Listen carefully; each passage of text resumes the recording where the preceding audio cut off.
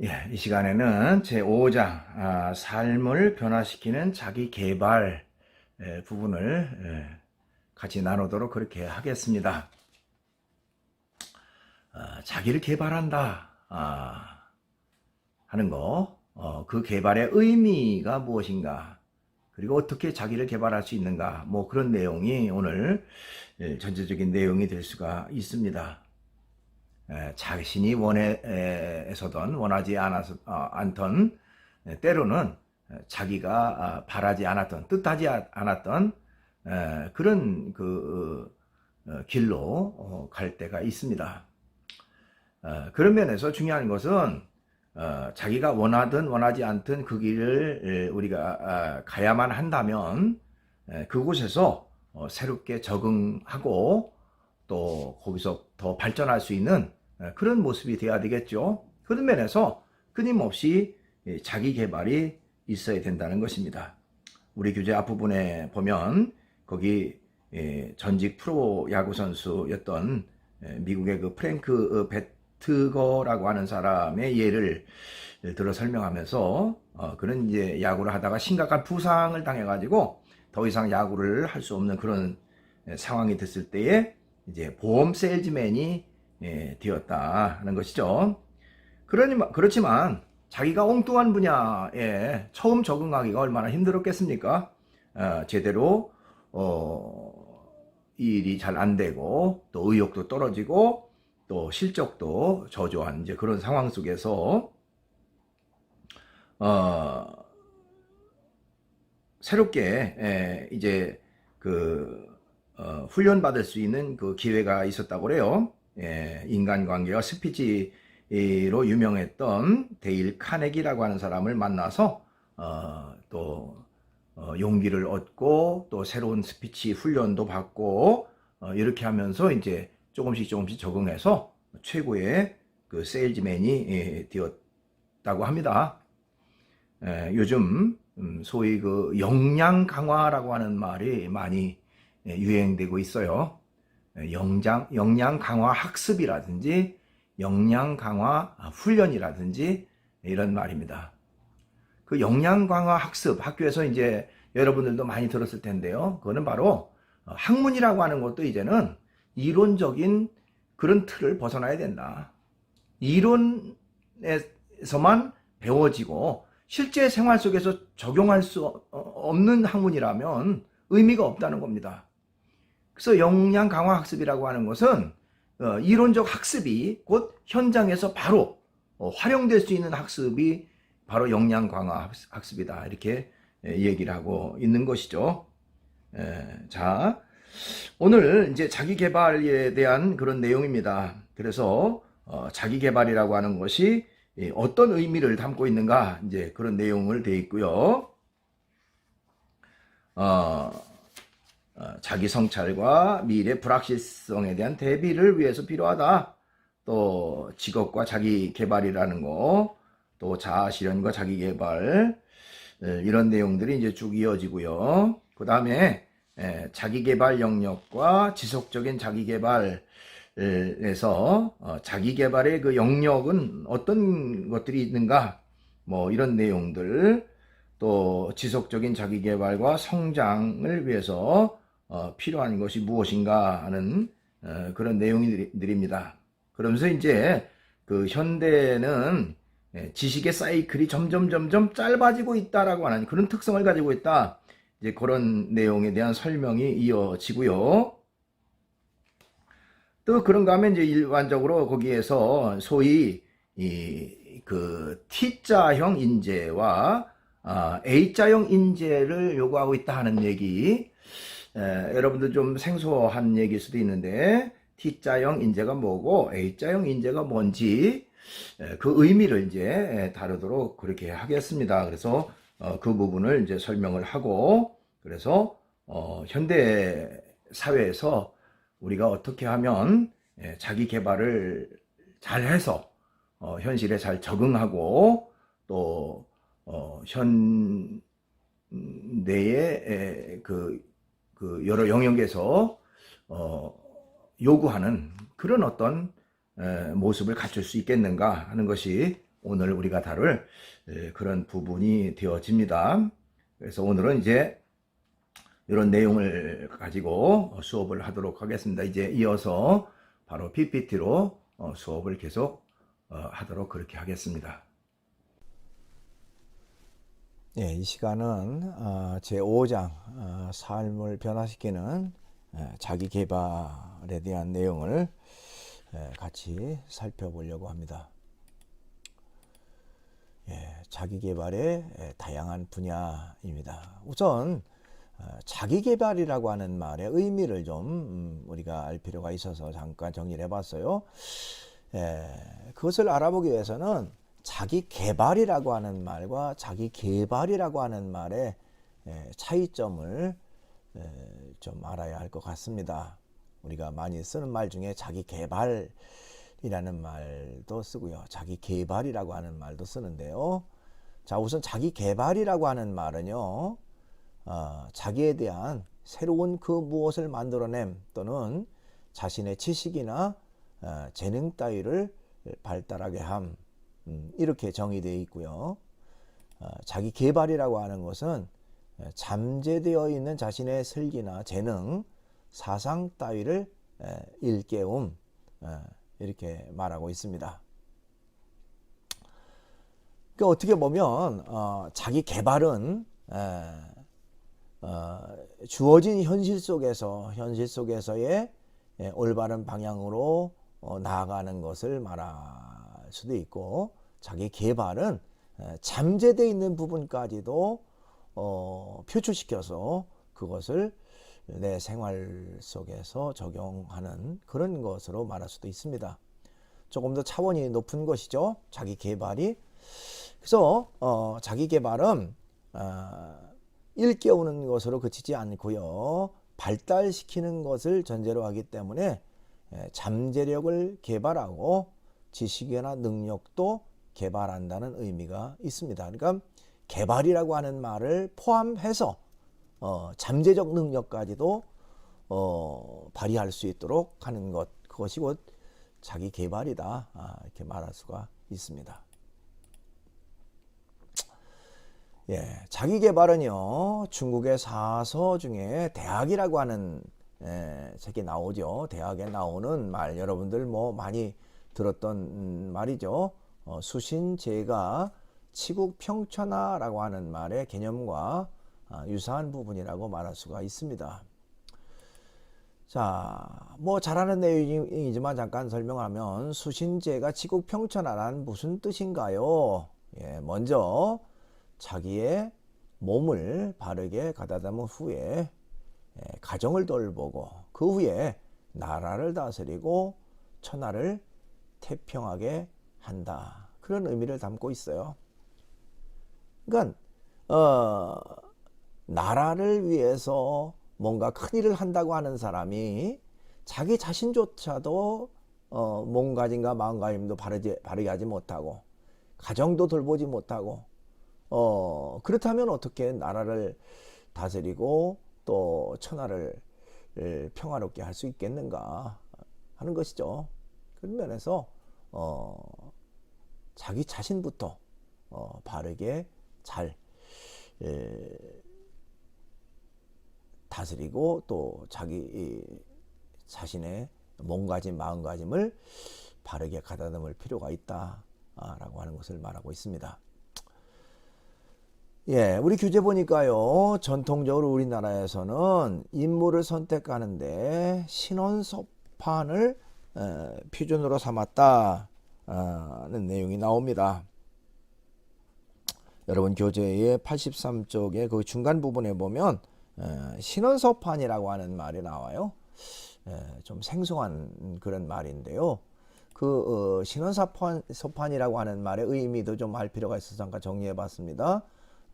신원서판이란 선비가 지녀야 할 4가지 미덕을 말하는데요. 우선은 좋은 풍채가 있어야 된다. 언변이 있어야 되고, 문장력이 있어야 되고, 판단력이 있어야 된다. 그래서 이 신원서판이라고 하는 것을 아주 그 올바른 그런 인물상으로 이렇게 봤고요.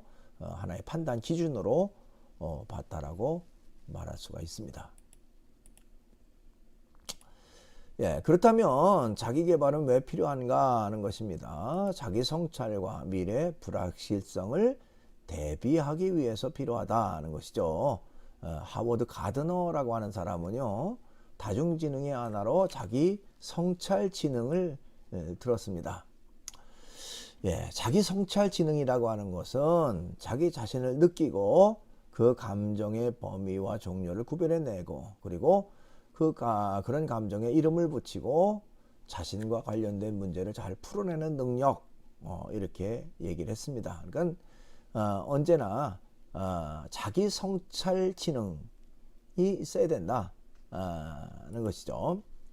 그래서 자기 성찰을 포함하는 자기 개발은 불확실성을 대비하는 아주 중요한 수단이 됩니다.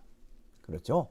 앞날에 대한 불확실성, 지금 현실에 대한 불확실성, 다 포함해서 결국 중요한 것은 자기 성찰에 있어서 자기 개발, 성찰을 포함하는 자기 개발이 불확실성을 대비하는, 앞으로 어떤 일이 닥칠지 모르는 그런 불확실성을 대비하는 아주 중요한 그런 요소라고 말할 수가 있습니다. 예, 직업과 자기 개발입니다. 좋은 직업 선택을 위해서 자기 개발이 필요하다는 것이죠. 또 성공적인 직장 생활을 위해서도 자기 개발이 필요합니다. 그렇죠? 자기 스스로 개발되지 않았는데 좋은 직업, 또 좋은 직장 생활을, 성공적인 직장 생활을 할 수가 없습니다. 아까 수신제가 지국평천하라고 하는 그런 말에서도 나와 얘기했듯이 우선적으로는 자기 자신을 잘 가다듬는 것이 중요하다. 자기 개발로부터 출발하는 것이다. 이렇게 말할 수도 있어요. 그 다음에 자아실현과 자기 개발입니다. 예. 심리학자 이 메슬로라고 하는 사람 여러분들 많이 들어봤죠? 이 메슬로가 욕구 5단계 이론이라고 하는 것을 말했습니다. 근데 그 메슬로가 욕구의, 인간의 그 기본적인 욕구가 5가지가 있다라고 했는데, 그 5가지 욕구 중에 가장 상위의 욕구, 그러니까 피라미드로 말하면 욕구의 피라미드에서 가장 높은 그 욕구를 자아실현의 욕구로 들었습니다. 그러니까 인간의 욕구 가운데 가장 높은 욕구다, 이렇게 얘기를 했어요. 예, 이것이 이제 메슬로우가 말했던 욕구 5단계라고 말할 수 있는데요. 그러니까 기본적인 가장 밑바닥의 욕구는 이제 생리적 욕구라고 말할 수가 있고요. 예, 먹는 거라든지 또 자는 거라든지, 이런 기본적인 욕구가 맨 아래에 있다면, 이제는 안전의 욕구, 그 다음에 소속감과 사랑의 욕구, 존중의 욕구, 그러고 나서 가장 고차원적 욕구, 그것은 바로 자아실현의 욕구다, 이렇게 얘기를 했습니다.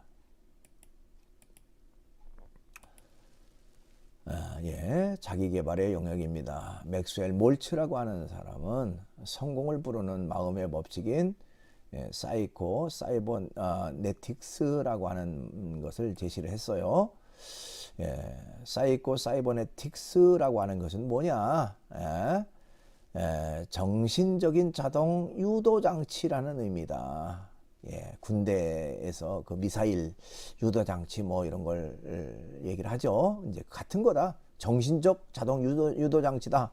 예, 그러면서 이 몰츠에 따르면 인간의 뇌는요, 미사일의 자동 유도 장치와 같아서 자신이 목표를 정해주면 그 목표를 향해 자동으로 유도해 나간다고 얘기를 했습니다. 그러니까 자신의 그 목표를 분명하게 설정해주면 결국에는 그 목표를 향해서 마치 그 유도 장치가 자동으로 거기에 초점이 맞춰지는 것처럼 모든 초점이 거기에 맞춰지게 됐다. 인간의 뇌라고 하는 것이 그렇게 그 마치 유도 장치와 같이 자동으로 이루어진다라고 하는 것을 말했습니다. 따라서 성공하기 위해서는 긍정적인 상상력을 통해서 자신의 잠재의식에 성공을 입력해 줘야 한다는 것이죠. 그에 맞게 그래야만 그에 맞게 자동으로 유도된다는 것입니다. 그러니까 자기의 목표의식 속에 긍정적 상상력을 통해서 자신의 잠재의식에 성공을 입력해 줘야 된다. 그 성공만 입력해 주면 모든 그 뇌라든지 이런 그 인간의 기능이 다 거기에 초점을 맞춰서 그 활동하게 된다. 뭐 이렇게 얘기를 한 것입니다. 몰츠는요, 성공하기 위해서는 8가지 습관이 필요하다 얘기를 했습니다. 가능한 한 명랑하게 지낸다. 다른 사람에게 좀 더 친절하게 행동한다. 다른 사람의 실패나 결점, 실수 등에 대해 좀 더 너그러울 수 있도록 참을성을 기른다. 가능한 한 성공할 것처럼 행동한다. 그 생각 자체를 또 행동 자체를 그렇게 바꾸라는 겁니다. 그 다음에 어떠한 사실에 비관적이거나 부정적인 의견을 던지지 않는다. 그러니까 늘 긍정적 사고, 긍정적 생각과 행동을 하라. 하루에 최소한 3번씩은 웃는 훈련을 해라. 무슨 일이 일어나든지 가능한 한 조용하고 지적으로 반응한다. 너무 감정적으로 어떤 일을 대처하고 대응하지 말라는 겁니다. 아무것도 바꿀 수 없는 비관적이고 부정적인 현실에 대해서는 이를 완전히 무시하고 차단한다. 그러니까 한계성을 알고 한계성을 딱 때로는 좀 이게 포기할 줄도 아는 그런 지혜가 필요하다 이렇게 말할 수도 있습니다. 자기개발과 성공은 인성과 창의성 문제로 함축됩니다. 그게 무슨 얘기냐면 인성이라고 하는 것은 성품이나 인간관계와 관련된 것을 말하고요. 창의성은 문제 해결 능력이나 비판적 사고와 관련된 것입니다. 그러니까 얼마나 자기 개발을 잘했느냐, 얼마나 성공의 삶을 살았느냐 하는 것은 인성과 창의성을 어떻게 잘 조화를 이루었느냐, 이제 거기에 따라서 결정된다라고 말할 수도 있습니다. 그 다음에 지속적 자기 개발과 성장입니다. 자기 개발은 다양한 영역에서 자신의 능력을 발휘할 수 있도록 준비를 하되 긍정적인 마인드를 갖고 실패를 두려워하지 않으며 자신을 갖고 끊임없이 도전하는 자세가 중요하다는 것입니다. 긍정적 마인드 또 도전하는 자세 그것이 중요하다. 지속적으로 자기 개발을 함으로 인해서 성장을 이룰 수가 있다 이렇게 말할 수가 있습니다. 자, 21세기에는요 평생 직장이라는 개념이 점점 사라졌습니다. 그러므로 안정된 직장 생활이나 재취업을 위해서는 자기 개발이 끊임없이 이루어져야 한다는 것입니다. 너무너무 변화무쌍하고요 새로운 첨단 지식과 기술이 나오면서 사실 우리가 자기 개발을 하지 않으면 도태될 수밖에 없는 또 현실이라고 하는 것에 잘 적응하지 못하는 그런 결과를 가져온다는 것입니다. 그래서 여기서 강조하고 있는 것은 자기 개발이라고 하는 것이 끊임없이 이루어져야 된다 하는 것을 강조하고 있습니다. 평생 학습이 중요하다는 것입니다. 지식의 사이클이 짧아지고 있다. 과거로부터 현재에 이르기까지 기술의 변화를 살펴보면 신기술이 대중화되기까지 걸리는 시간이 점점 짧아지는 것으로 나타났다. 그러므로 끊임없이 새로운 것을 개발해야 한다는 것입니다. 여러분 그 미디어 기기 특별히 그 휴대폰 같은 걸 보면 너무너무 짧은 시간 안에 짧은 기간에 엄청난 변화가 이루어지는 걸 봅니다. 그렇죠? 불과 뭐 10여 년 처음에 10년, 20년 전에 그 휴대폰이라고 하는 것이 등장해서 아날로그로부터 시작해서 디지털화되고요. 그것이 결국에는 이제 오늘날처럼 이렇게 첨단 기능을 가지고 그 스마트폰화 되기까지는 그 기간이 그렇게 길지 않았어요. 그렇게 엄청나게 달라지고 변화가 됐죠. 뿐만 아니라 지금도 뭐 불과 뭐 1년 어간에 새롭게 이제 업그레이드 되고 또 새롭게 변화되고 달라져야 사람들이 이용하고 활용하니까 아주 이런 새로운 것들을 개발하는데 사활을 거는 그런 어떤 가전 업체가 되는 것이죠. 이만큼 지식이라고 하는 것의 사이클이 굉장히 짧아지고 있다. 그렇기 때문에 새로운 것들을 계속 개발해야 하는 것이다. 개인도 마찬가지는 신기술이 대중화되기까지 걸리는 시간이 점점 짧아지고 있다고 얘기를 하는데요. 우리 교재에 보니까요, 예를 들면 1873년도에 발명된 전기라고 하는 것은 대중화되는데 무려 46년이라고 하는 그런 그 시간이 걸렸답니다. 근데 그 이후에 이제 전화라고 하는 것은 대중화되는데 35년, 또 1897년도에 발명됐던 라디오는 대중화되는데 31년, 텔레비전은 1926년에 발명이 됐는데 대중화되는데 26년이 걸렸다고 그래요. 그러니까 이처럼 점점 이제 발명돼서 대중화되는 데까지 걸리는 시간들이 점점 단축됐다고 하는 것입니다. 이제 근래에 와서는 훨씬 더 그 시간이 단축이 됐어요. 자, 그러나 정보화 시대에 등장한 이 PC, 뭐 지금 어느 누구든지 다 가지고 있는, 또 활용하고 또 우리의 생활 속에서 없어서는 안 될 이 PC가 1975년도에 만들어졌는데 그것이 이제 보편화 또 대중화되기까지는 16년 걸렸다. 그러니까 훨씬 더 짧은 시간 안에 급속도로 보급이 됐다는 거죠.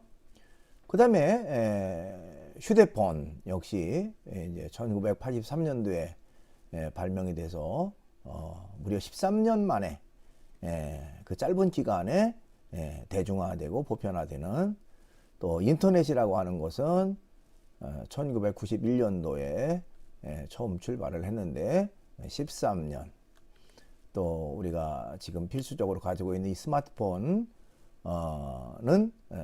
불과 2년 반 만에 대중화가 됐다고 합니다. 그러니까 얼마나 빠르게 급속도로 변화가 됐는가 하는 것이죠. 그러니까 이만큼 시대가 많이 달라지고 변화되고 또 모든 것들이 빨라지고 있다는 것입니다. 기술 문명이라고 하는 것, 또 인간의 그 문화라고 하는 것이 이렇게 전파력이 급속도로 빠르다. 또 파급력이 굉장히 단축된다. 이렇게 말할 수가 있습니다. 그렇죠? 이만큼 지식의 사이클이 점점 짧아지고 있다고 하는 것이죠. 과거에 비해서 현재 근대에 와서 또 현재 시점으로 오면 굉장히 급속도로 빨라진다는 겁니다. 자, 또 우리 교재에 보니까요, 세무엘 아부스만이라고 하는 사람은요, 자신의 저서인 지식의 반감기라고 하는 책에서 지식에도 유통기한이 있다, 이렇게 얘기를 했습니다. 여러분 식품에 유통기한이라는 것이 있죠. 그래서 유통기한 안에 있는 식품들은 우리가 그 유통을 시킬 수 있겠지만은 유통기한이 지나면 폐기가 돼야 되죠. 일부 못된 사람들이 유통기한 얼마 남지 않은 거나 또 아니면 유통기한이 훨씬 지난 것 가지고 음식 만드는 데 사용했다가 큰 불의를 일으키고 또 매스컴에서 이렇게 지적당하는 그런 일들이 참 많이 있었는데요. 어쨌든 지식이라고 하는 것도 역시 유통기한이 있다라고 하는 그런 얘기를 했습니다. 그래서 이 반감기라고 하는 말을 우리가 많이 쓰기도 하죠. 이 반감기라고 하는 거는 그 방사성 동위원소가 절반으로 붕괴되는 시간을 말합니다. 그러니까 절반으로 줄어드는 그런 시점을 이제 반감기 이렇게 말하는데, 여기서 반감기는 우리가 알고 있는 지식의 절반이 틀린 것으로 드러나는 데 걸리는 시간을 말한다. 그러니까 지식의 반감기라고 하는 의미는 우리가 알고 있는, 지금 현재는 그것이 유통되고 있고 활용되고 있고 쓰여지고 있는데 어느 정도 시간이 지나니까 새로운 이론이 나오고 새로운 지식이 등장하면서 우리가 알고 있는 것이 잘못된 정보일 수도 있고 또 거기에 대한 수정이 필요한 그런 그 내용일 수도 있다는 것입니다. 그런데 걸리는 시간들을 얘기합니다. 자, 그래서 예를 들면 이런 그 지식의 반감기는 어느 정도냐? 물리학은 13년 정도 대략 지식의 반감기가 오고요. 경제학은 이제 9.4년 정도,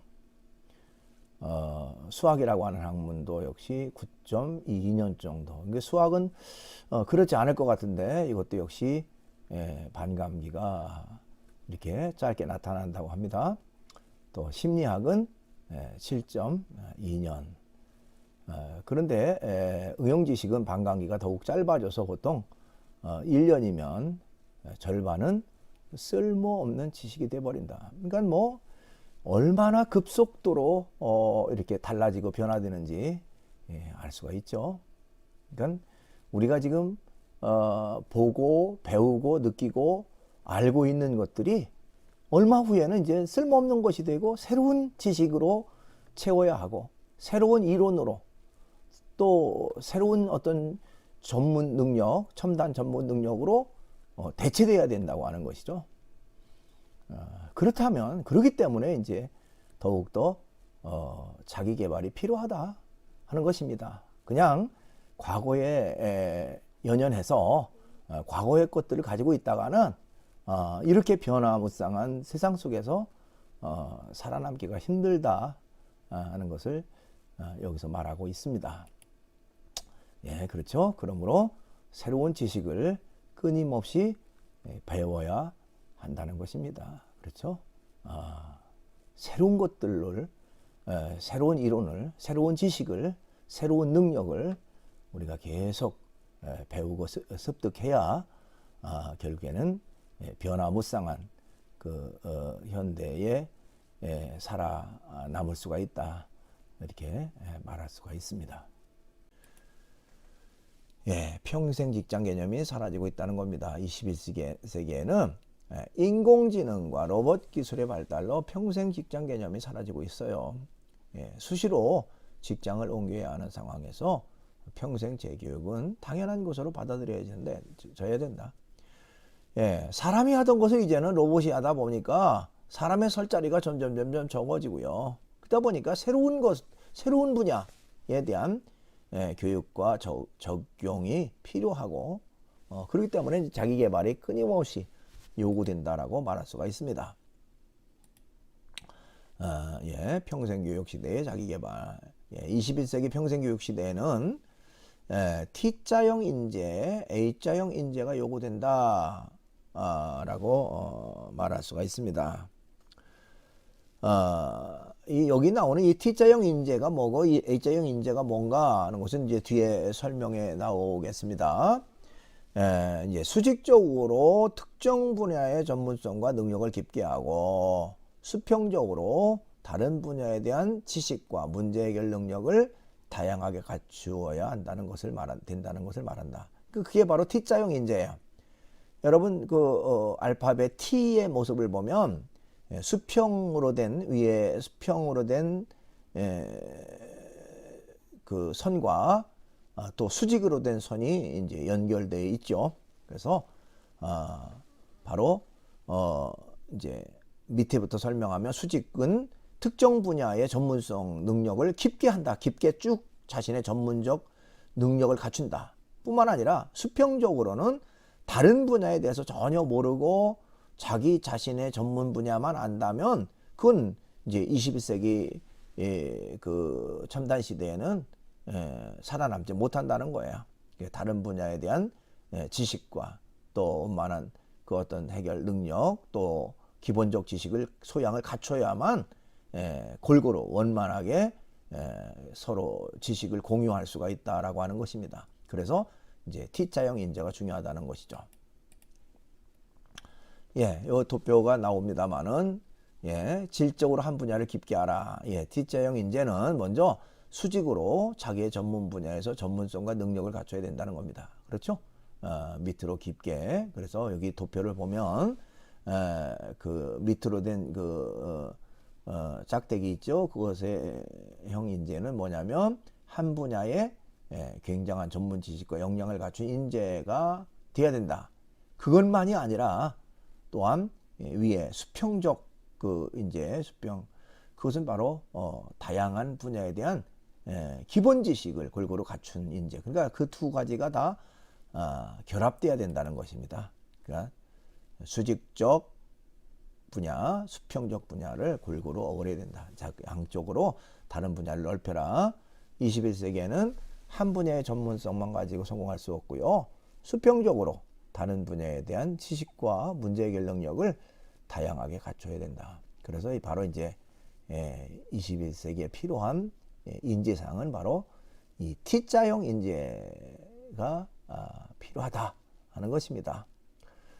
그러면 A자형 인재는 뭐냐 하는 것입니다. A자형 인재는요, 우리나라 이 안철수가 주장했던 내용입니다.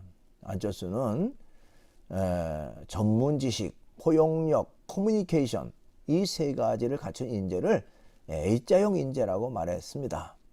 그 A자형 인재상은 전문 지식과 포용력과 커뮤니케이션 세 가지 덕목을 이제 사람과 사람 사이를 즉 사람 인자를 보면 이렇게 꺾어졌죠. 거기에 가교 역할을 하는 의미. 그래서 여기 도표를 잠깐 보면 한 분야에 대한 깊이 있는 지식 또 다른 분야에 대한 상식과 포용력 아까 T자형 인재죠. 거기다가 커뮤니케이션 능력 상호 교류하고 또 호환하는 이제 그런 능력이 필요하다. 그래서 이제 A자형 인재가 필요하다는 것을 얘기를 했습니다. 굉장히 좀 의미 있는 그런 내용이라고 말할 수가 있습니다.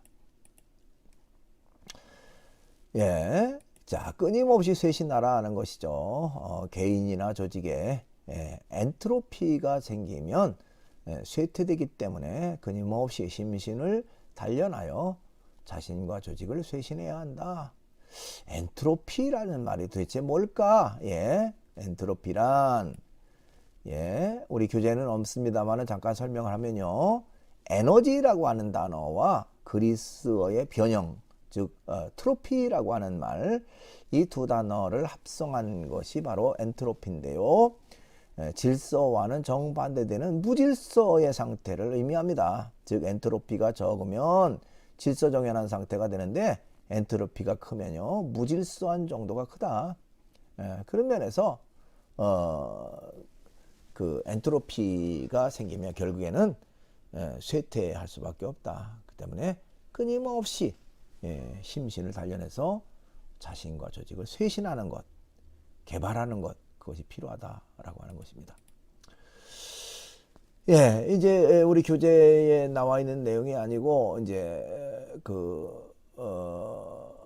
성공하는 사람의 7가지 습관 그 교재 그 책을 잠깐 소개를 하려고 합니다. 여러분 성공하는 사람의 7가지 습관이라고 하는 책을 쓴 사람이 바로 스티븐 코비라고 하는 사람이에요. 이 스티븐 코비는요, 미국인으로서 코비 리더십 센터의 창립자이자 플랭클린 코비사의 공동회장이고요. 하버드대에서 MBA 학위를, 브리검 영대학에서 박사학위를 받았고요. 이어서 그는 그 브리검 영대학에서 조직행동학과 경영관리학 교수로 또 부총장으로 역임을 했습니다. 타임지로부터 미국에서 가장 영향력 있는 25명 가운데 한 사람으로 선정되기도 한 사람이 바로 이 스티븐 코비인데요. 스티븐 코비는 그냥 그 자기의 상상력을 발휘해서 이 책을 쓴 게 아니고 실제로 성공했다고 하는 그 평판을 듣는 사람 몇백 명을 직접 그 인터뷰를 했습니다. 그래서 그 성공한 사람들이 가지고 있는 7가지 습관이 있더라 하는 것을 쓰는 하나의 그 기초가 됐다고 그래요. 그 내용을 잠깐 소개하면요. 성공하는 사람의 7가지 습관. 우선 주도적인 삶을 살라. 주도적인 삶을 살았더라. 이런 것이죠.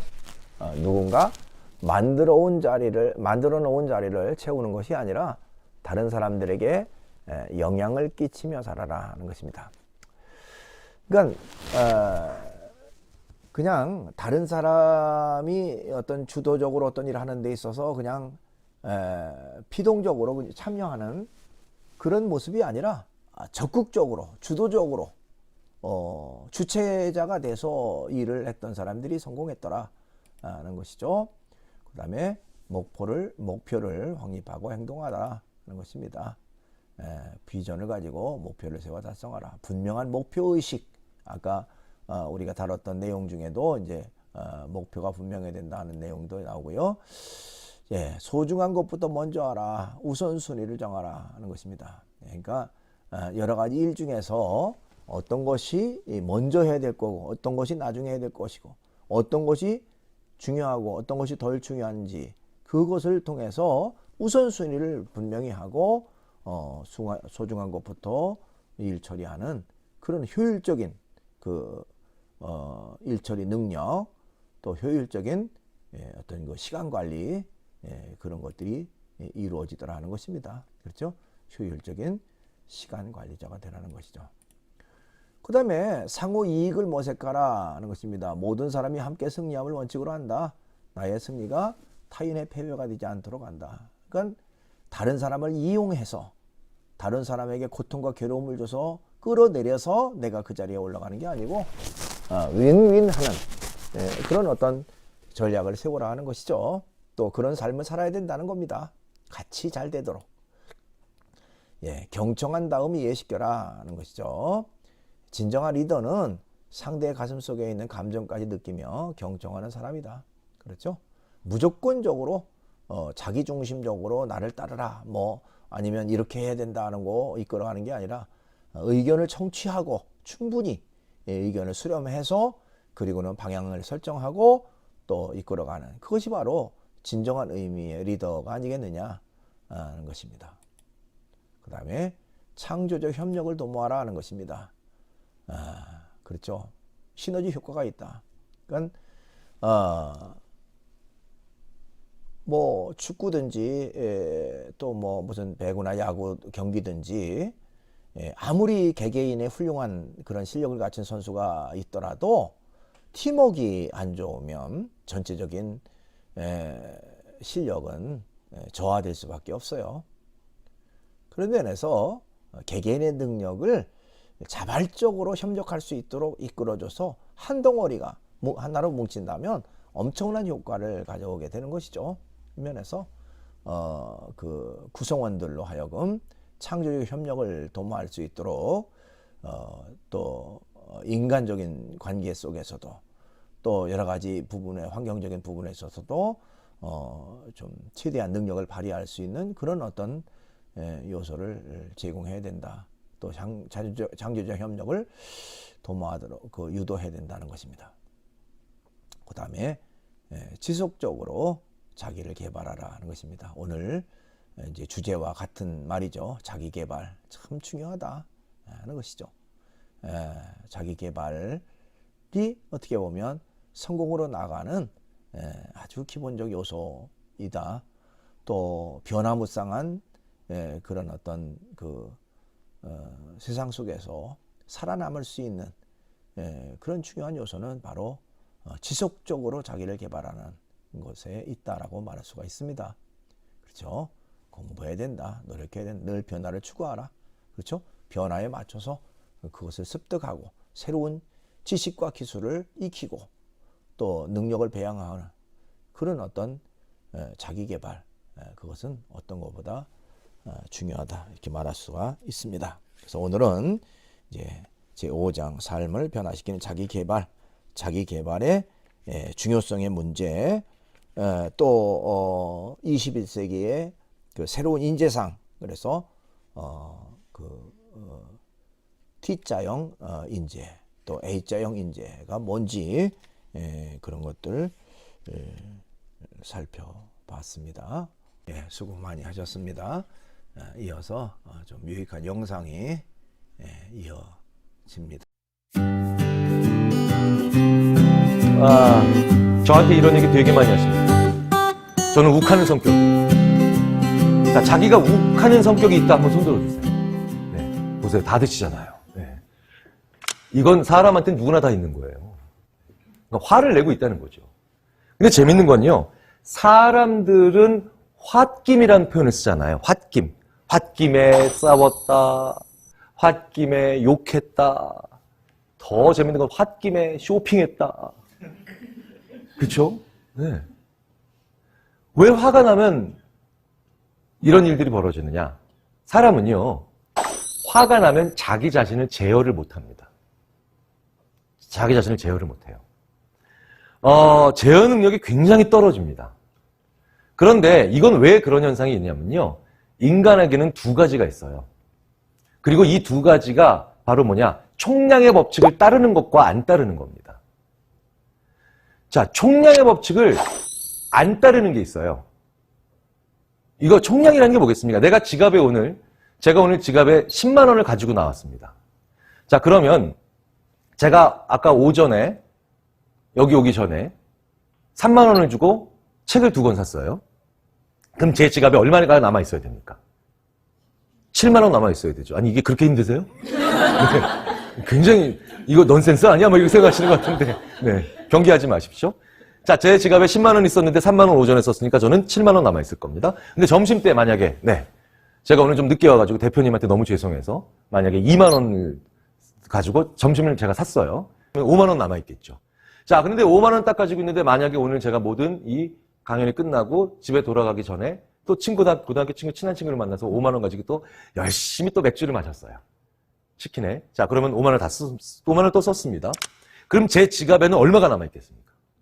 0원 남아 있죠. 총량의 법칙을 따르는 거죠.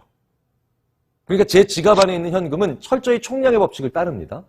총량의 법칙을 그러는데 안 따르는 게 있어요. 재밌는 건 따르는 것과 안 따르는 걸 구분하는 게 의외로 중요합니다. 자, 총량의 법칙을 먼저 따르는 것부터 먼저 말씀을 드리겠습니다. 그게 인간의 의지예요. 무슨 얘기냐? 저는 오늘 제 지갑에, 마음의 지갑에 10만 원어치 의지력을 담아왔습니다. 그런데 월요일 날 오전에 만약에 학교에 출근을 했는데 대학원생 하나가 교수님 논문 써왔습니다. 그랬는데 정말 개판으로 써왔어요. 엉망진창으로. 그래서 제가 이 녀석아 이거밖에 못 쓰겠니 딱 이랬는데 제가 지난주에 항상 교수는 학생에게 너그러워야 된다 라고 얘기했던 게 기억이 나고 더 중요한 건 이 친구가 그걸 들었던 기억이 납니다. 그럼 제가 참죠. 괜찮아 이러면서 다 발전하는 거야 라는 가증스러운 모습으로 제가 학생에게 착한 척하면 저는 이 10만 원의 의지력 중에 한 3만 원쯤 쓰게 됩니다. 자, 그럼 7만 원의 의지력이 남아있죠. 자, 그런 다음에 갑자기 점심때가 됐는데 제가 굉장히 미워하는 어떤 다른 교수님 한 분이 저한테 와가지고 어머 김 교수 이번에도 프로젝트 떨어졌다며 인간이 쳐다보는 것도 싫은데 나를 놀려. 근데 제가 그렇다고 야 인간아 할 수는 없잖아요. 그래서 제가 뭐 그럴 일도 있겠죠. 제 교수님은 워낙 훌륭하시지만 저는 또 능력이 부족하잖아요. 이런 말도 안 되는 또 가증스러운 겸손을 부립니다. 저는 이미 4만 원을 또 썼어요. 그럼 제 지갑에 3만 원의 의지력이 남아있겠죠. 그런데 오후 2시에 결정타를 날립니다. 저희 막내 채원이가 아빠 이번에도 40점 맞았어요. 순간적으로 화가 나는데 이 아이가 사춘기이기 때문에 화를 내면 큰일 납니다. 그래서 아니다 채원아 괜찮아. 그러면서 또 성장하는 거지. 전화를 끊습니다. 자, 저는 이제 모든 의지력, 즉 10만 원의 의지력을 다 썼죠. 그러면 어느 순간 저도 모르는 사이에 일주일 전부터 성공적으로 금연하고 있었던 담배가 물려 있어요. 더 이상 남아있는 의지력이 없기 때문에 담배, 즉 금연할 의지력이 없는 겁니다. 총량의 법칙을 따라요. 그런데 총량의 법칙을 안 따르는 게 있어요. 그게 바로 감정이에요. 감정은요, 의외로 총량의 법칙을 안 따르고 계속 양이 유지가 됩니다. 마르지 않는 셈이에요. 전염이 돼요. 무슨 얘기냐? 회사에 직장에 출근하셨는데 이런 일 비일비재하게 경험하실 겁니다. 부장님이요, 아침에 기분이 굉장히 나빠요. 근데 그 기분 나쁜 건 저 때문이 아닙니다. 아침에 그 집 아이 첫째가 시험을 20점 맞아왔어요. 열이 받은 거예요. 그렇죠? 근데 참지도 않고 막 화를 막 냈어요. 이 녀석아 그렇게 살면 되겠어. 너는 막 누굴 닮아서 이러니. 말도 안 되는 얘기죠. 걔가 누굴 닮았겠어요. 그렇죠? 이렇게 승질을 내고 난 다음에 딱 돌아왔습니다. 그렇죠? 화가 많이 난 상태죠. 그러면 그날 그 부장님한테 첫 번째 결제 받으러 간 사람은 죽는 거예요. 웬만큼 괜찮은 서류를 만들어 와도 이거밖에 기한을 못하겠어. 다시 해와 난리가 나죠. 근데 재밌는 건 기분 좋은 것도 마찬가지예요. 감정은. 아침에 우리 부장님 아이가 전교 1등 성적표를 받아옵니다. 그럼 아침에 딱 보고 야 내가 너 때문에 산다. 너무 좋아. 이러면 막 아침에 막 끼어들기를 아무리 앞에서 해도 앞으로 먼저 가세요. 막 이러면서 양보 운전 좋은 거죠. 막 이러면서 쭉 하고 와가지고 부세 주차장에도 쫙 대충 세워놓고 올라와가지고 그날 어떤 직원이든 그 직원 서류 기한을 엉망으로 만들어도 야 이러면서 성장하는 거지. 전염되죠. 총량의 법칙을 안 따라요. 그래서 재밌는 건요. 상대방의 기분이 나쁠 때 물어봐야 돼요. 왠지 아세요? 이 총량의 법칙을 순간적으로 따르게 하는 방법이 있어요. 즉 구분을 만들어내는 거죠. 여기까지만. 이탈리아 심리학자들이 전 세계에서 제일 재밌는 실험을 많이 합니다. 특히 어떤 실험? 연애 실험을 되게 많이 해요. 이탈리아가 로맨티스트들이잖아요. 이탈리아 심리학자들이요. 날씨가 좋은 광장에서요. 이런 실험을 합니다. 여자들이 쫙 이거 올 때 딱 중간 정도 되는 외모를 가진 남성을 거기다가 실험맨으로 집어넣습니다. 그러니까 저 정도 되는 남자들이죠. 여기에서도 거부를 하시는군요. 그러면 이제 이 남자들이 세뇨리타 하면서 이제 가가지고 말을 걸죠. 남자가. 그래서 이제 날씨가 굉장히 좋은 날 전화번호를 알려달라고 해요. 우리로 표현하면 젊은 친구들이 이런 얘기 많이 하죠. 전화번호 딴다. 이런 얘기 많이 하죠. 날씨가 이렇게 맑은 날 전화번호를 물어보면 40% 가까운 여자들이 전화번호를 알려줍니다. 그런데 날씨가 정말 안 좋은 날, 꾸물꾸물한 날, 굉장히 흐린 날, 이런 날 그 똑같은 남자가 가서 물어보면 전화번호를 요청하면 대략 15%만 알려줍니다. 이것만 놓고 보면 감정은 총량의 법칙을 안 따른다는 얘기가 맞는 거죠. 날씨가 좋아, 기분 좋아, 전화번호 알려줄게. 날씨가 안 좋아, 기분 안 좋아, 전화번호 물어봐, 미쳤니? 그렇죠? 네, 전염이 되는 겁니다. 재밌는 건요. 이렇게 40%나 여성들이 전화번호를 알려주는 그 말이 날씨가 좋은 날에도 15%로 뚝, 즉 날씨가 안 좋은 수준으로 떨어뜨리는 방법이 있어요. 그 남성이 갔을 때 상대방의 외모도 칭찬하고 이런저런 얘기를 하는 과정에서 이 말을 한마디를 하면 전화번호를 안 알려줍니다. 날씨가 아무리 좋은 날에도. 오늘 날씨 참 좋죠? 이러면 상대방이 뭐라고 대답합니까? 네. 오늘 날씨 좋네요. 이 한마디를 함으로 인해서요. 이전까지 내가 기분 좋았던 상태는 날씨 때문인 걸 알게 돼요. 상대방이. 그래서 상대방의 전화번호를 달라는 그 요청에 전염을 시키지 않습니다. 자, 그러니 우리 부장님이 기분이 안 좋을 때는 물어보셔야 돼요. 오늘 안 좋은 일 있으세요? 그러면 그 부장님이 그러니까 진실을 얘기하든 거짓말을 하든, 즉 참이 뭐예요? 우리 아이가 20점 맞아서 기분이 나빠. 이게 진실이죠. 거짓말은 뭐예요? 아니 그런 일 없는데 참을 얘기하든 거짓을 얘기하든 부장님은 내가 지금 기분 나쁜 이유를 한 번 떠올리게 됩니다. 그러면 그 다음에 오는 그 부하의 서류에 내가 트집을 잡으면 정말 이건 트집이 되는 거죠. 그래서 그 부장님은 쓸데없는 트집을 잡는 행동을 줄일 수 있게 되죠. 자, 그러니까 반대로 부장님이 기분이 좋으실 때는 왜 기분 좋은 일 있으세요? 이렇게 물어보시면 안 돼요. 그러면 상대방은 내가 기분 좋은 이유를 떠올리게 되죠. 우리 아이가 전교 1등 했어요. 그러면 그건 거고 너는 왜 서류가 이거밖에 안 되라고 얘기할 가능성이 올라간다는 거죠. 이렇게 감정은 뭡니까? 총량의 법칙을 안 따릅니다. 그런데 그 감정의 총량의 법칙을 따르게 만들려면, 즉 화를 내서 그 다음에 내가 통제가 되지 않는 행동을 해서 나중에 후회하지 않으려면 그 경계선을 만들어야 된다는 거예요. 그게 바로 우리가 화를 낼 때 슬기롭게 화를 내는 방법입니다. 화를 참으실 수는 없습니다. 화를 안 느끼실 수는 없어요. 우리는 격분하거나 분노할 때가 있습니다. 분명히 있어요. 아예 분노하지 않거나 아예 화가 안 나는 사람들은 오히려 비정상이죠. 오히려 그건 말이 안 되는 겁니다. 우리는 문득 울컥하고 화가 날 때도 있고 그 다음에 격분할 때가 있습니다. 문제는 그 다음부터라는 거죠. 경계선을 만드느냐 못 만드느냐인 거예요. 특히 어떨 때 화가 났을 때 자기 자신을 제어하지 못할 때 총량의 법칙을 따르는 그 변수와 화가 만나면 더욱더 비극이 만들어집니다. 자, 총량의 법칙을 따르는 게 뭡니까? 의지력이죠.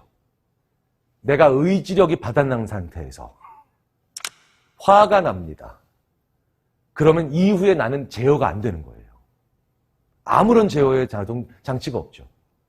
자, 그렇다면 실제로 그 직장과 가정에서도 의지력이 다 써버린 지친 상태에서 화가 나면 우리는 하루만 지나서도 땅을 치면서 후회할 만한 폭언과 그리고 아니면 낭비를 하게 되겠죠. 그걸 어떻게 하면 막냐는 거예요. 의외로 방법은 간단합니다. 아까 방금 전에 뭐 안 좋은 일 있으세요? 라는 그 한마디를 했을 때 부장님은 괜찮아 혹은 사실은 이 한마디를 함으로 인해서 경계선을 만들었죠. 나를 되돌아보니까요. 나를 되돌아본다는 게 무슨 얘기입니까? 내가 있는 장소에서 심리적으로 내가 멀어진다는 거예요. 화가 나시죠? 분노를 느끼시죠? 그리고 이 왼쪽 주머니에서 뭐가 나올 것 같죠? 모든 직장인들이 왼쪽 가슴에 품고 다니다는 사직서? 그렇죠? 혹은 오른쪽 주머니에서 신용카드가 나와서 나중에 땅을 치고 후회할 만한 소위 말하는 낭비, 쇼핑을 하실 것 같죠? 그러면 화가 난 장소에서 간단합니다. 도망치세요. 도망치셔야 돼요. 화가 난 지점에서 내가 그 화를 억누르고 화를 진정시키려고 아무리 애를 쓰셔도 사람은 이미 에너지가 바닥난 상태일수록 그 화를 누를 수는 없습니다. 그런데 인간은 참으로 재밌게도요. 자기가 어떤 감정이 확 하고 올라왔을 때요. 그 감정으로부터 두 다리를 사용해서 도망치잖아요. 잽싸게. 그러면 그 감정으로도 상당 부분 도망칠 수 있습니다. 순간적으로 화가 나셨을 때는 3분만 도망가세요. 어디에서? 그 화가 난 장소로부터. 그것도 뛰어서. 천천히 걸어가지 말고. 왜? 빨리 뛰어갈수록 뭡니까? 나는 그거로부터 적극적으로 피했다라고 뇌가 생각을 해요. 그래서 3분만 다른 곳에 가서 보시면 그제서야 저 사람이 나를 왜 화를 나게 만들었느냐가 아니라 내가 왜 화를 내고 있지라는가에 대한 생각을 하기가 쉬워집니다. 그래서 그건 그거고 다음 행동은 별개의 문제지 라는 생각을 하기가 쉬워진다는 거예요. 우리가 일반적으로 얘기하는 홧김에 낭비하는 것도 마찬가지입니다. 화가 나셨다면 그리고 신용카드나 아니면 인터넷 상거래 사이트를 열고 있다면 그렇죠? 그 의자를 일어나셔야 돼요. 네. 그 의자를 일어나서 건물 바깥으로 나가셔서 걸으셔야 됩니다. 인간은 이렇게 3분만 걸어도요. 자기의 감정을 전염시키지 않고 경계선을 만들어내실 수 있습니다. 그래서 인간 보고 걸으라고 하는 거예요. 그래서 걷기를 저희 심리학자들이 걷는다는 행동을 두 발로 사유하는 철학이라고 합니다. 굳이 이동하는 데만 있는 게 아니라 내 화로부터 멀어지기 위한 심리적인 전환장치로도 사용할 수가 있습니다. 꼭 한번 실천해 보시면 어떨까 하는 마음으로 말씀을 드렸습니다. 감사합니다.